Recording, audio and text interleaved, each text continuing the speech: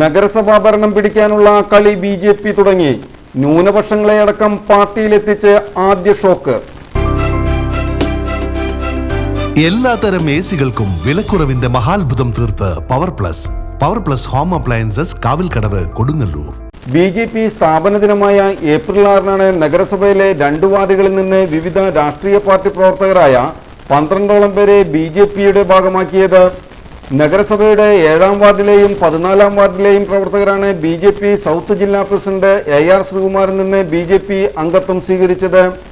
7-ാം വാർഡിലെ സുധി രാമൻകുളത്ത്, ശ്രദ്ധാ സുധി, വിജയലക്ഷ്മി, സുമിഷ, സാന്ദ്ര എന്നിവരും 14-ാം വാർഡിലെ സക്കീർ ഹുസൈൻ പറമ്പത്തുകണ്ടി, ജോയി കുരിയാപ്പള്ളി, ലൈജു മഞ്ഞൂരാം, സൈമൺ കറുപ്പശ്ശേരി, സിറിൽ, ബാലൻ കാലടിപ്പറമ്പിൽ, മുരുകൻ മാനാഞ്ചേരി എന്നിവരാണ് BJPയുടെ ഭാഗമായത്.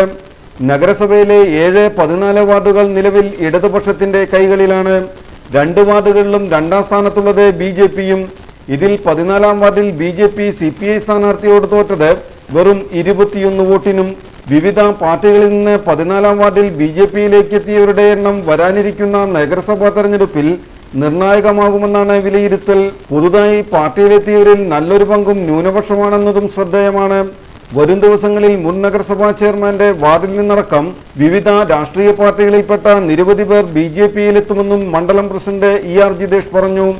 ആല വിവേകാനന്ദ സാംസ്കാരിക സമിതിയിൽ വെച്ചുകൂടിയ ചടങ്ങിൽ കൊടുങ്ങല്ലൂർ മണ്ഡലം പ്രസിഡന്റ് ER ജിതേഷ്, എടവിലങ്ങ് മണ്ഡലം പ്രസിഡന്റ് പ്രിൻസ് തനാശ്ശേരി, നഗരസഭ പൊതുമരാമത്ത് standing committee chairman ON Jayadevan, IS Manoj, TG Jemi, Selvan Manakkattupadi, Subesh Chethippadath, Swaroop Punnathara എന്നിവർ പങ്കെടുത്തു.